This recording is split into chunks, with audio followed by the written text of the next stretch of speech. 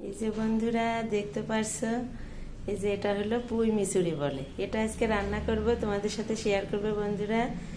এই যে এর সাথে এই যে ছোট ছোট করে বেগুন কেটে নিয়েছি। এই বেগুনটা এর ভিতর দিলে খুব সুন্দর লাগে খেতে।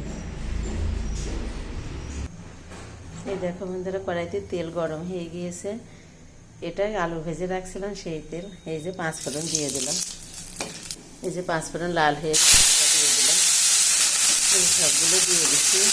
একটু লবণ দিলাম, একটু হলুদ, একটু চিনি দিলাম। এবার নাড়তে হবে কিছুক্ষণ।